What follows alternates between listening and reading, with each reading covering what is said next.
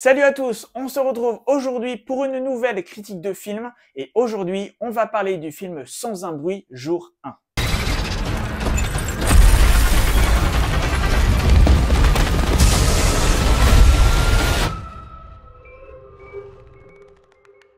Sans un bruit jour 1, c'est réalisé par Michael Zarnowski avec notamment au casting Joseph Quinn, Alex Wolff et Lupita Nyong'o. Comme le titre l'indique, on va se concentrer sur le premier jour de l'arrivée des créatures extraterrestres sur Terre, le premier jour où elles ont débarqué et où elles ont fait un ravage, rendant la Terre entière silencieuse. Dans ce film, on va suivre notamment le personnage de Sam, qui est une parmi des millions à New York à tenter de survivre à ce qui s'annonce comme une apocalypse. Elle va faire la rencontre d'Eric, interprété par Joseph Quinn, et les deux vont donc tenter tout au long du film de survivre face à ces créatures qui ne voient pas mais qui entendent tout. Comme d'habitude, cette critique est sans spoiler, ne vous inquiétez pas, vous pouvez la regarder, vous ne serez pas spoilé. Sans un bruit jour 1, c'est donc le troisième film de la saga Sans un bruit, après Sans un bruit 1 et Sans un bruit 2. Mais cette fois-ci, on ne suit pas la famille d'Emily Blunt et de John Krasinski. On se concentre sur d'autres personnages, même s'il y a quelques clins d'œil à Sans un bruit 2. Et on change également de localisation. Cette fois-ci, l'action se passe à New York, dont on dit que c'est une ville qui ne dort jamais. Il me semble qu'il est dit que le bruit moyen à New York, c'est 90 décibels, ce qui correspond à un cri permanent. Autant vous dire que ça pose les bases, parce qu'on sait très bien que dans l'univers de Sans un bruit,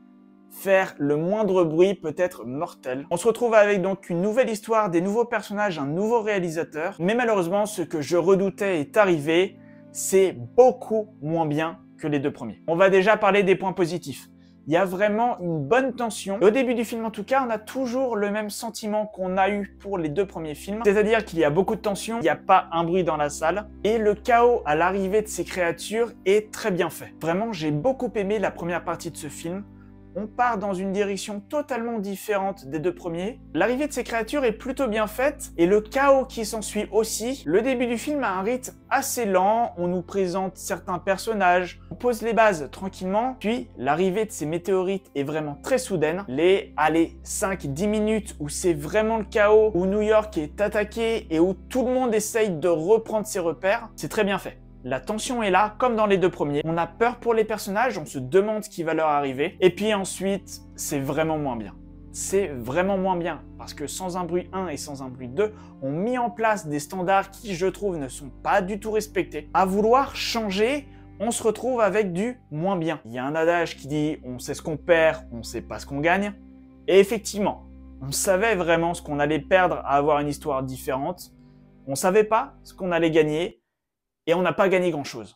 Vraiment pas. Je pense même qu'on a perdu au change. Alors attention, c'est pas un mauvais film, mais c'est pas à la hauteur des deux premiers. Je vous l'ai dit, la critique est sans spoiler, donc je ne rentrerai pas dans les détails. Je ne vous spoilerai rien, évidemment, mais c'est un film qui a moins d'enjeux. Si on a peur pour les personnages au début du film, on n'a plus vraiment peur après. Évidemment, la menace va être constante, il va se passer des choses tout au long du film, mais globalement, il y aura moins de pertes et moins de difficultés. Vous le savez, ces créatures ne voient pas, mais elles entendent, et dès qu'on fait un bruit, elles arrivent, elles surgissent et elles vous tuent. C'est donc pour ça qu'il ne faut pas faire un bruit. Et vous savez aussi, si vous avez vu les deux premiers films, que ces créatures ne savent pas nager. Donc, quelque chose de bien, c'est de se réfugier sur une île où vous êtes sûr qu'il n'y a pas de créatures, ou même vous réfugier sur et dans l'eau parce que vous savez que ces créatures ne vous pourchasseront pas dedans. Et en plus de craindre l'eau, de ne pas savoir nager, on comprend aussi très vite que le bruit de l'eau masque les voix. Donc des scènes où il pleut, on va en avoir en pagaille, juste parce qu'on ne peut pas faire sans des scènes où les personnages parlent entre eux. Mais ça, ce sont des choses qu'on a tendance à connaître un peu plus tard dans les deux premiers films. Et dans ce film Sans un bruit jour 1,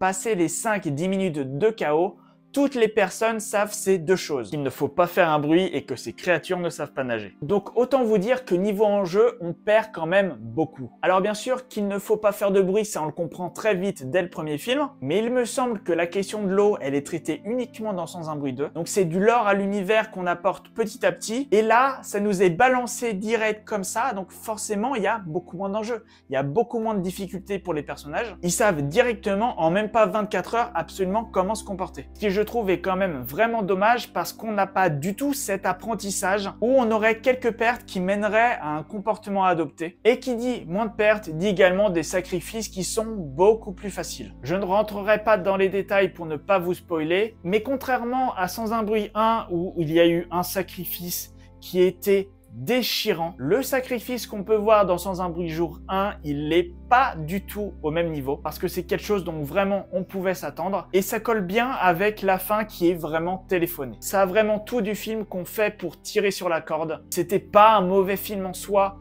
mais comparé aux deux autres, il fait vraiment tâche. Je l'ai trouvé long, ennuyeux, et alors qu'il ne dure qu'1h42, je crois. Comparé au Comte de Monte Cristo qui fait 1 heure de plus et où je ne me suis pas du tout ennuyé, il y a des longueurs, notamment au milieu du film. C'est vraiment dommage que ce film ait ces longueurs-là. On aurait pu espérer bien mieux parce que la saga Sans un bruit est quand même une saga que j'adore. Le premier film a été une totale découverte et j'ai adoré l'univers. Et là, se retrouver avec ça, c'est quand même vraiment dommage. Donc honnêtement, je vous conseillerais pas forcément d'aller voir ce film. Je retire un peu du coup ce que j'ai pu dire dans ma vidéo des 5 films à voir pour la fête du cinéma. Si vous n'avez pas vu les 2 premiers films, les points négatifs que j'ai exposés, ça vous dérangera pas trop. Mais par contre, si vous avez vu les 2 premiers Sans un bruit, effectivement, là, je pense que vous serez déçus. Et c'est ce que je disais dans ma vidéo, j'espérais vraiment que ce film ne soit pas le film de trop. C'est finalement peut-être un peu le cas et c'est bien dommage. Je ne fais pas plus long, si cette critique vous a plu, n'hésitez pas à la liker et à la commenter.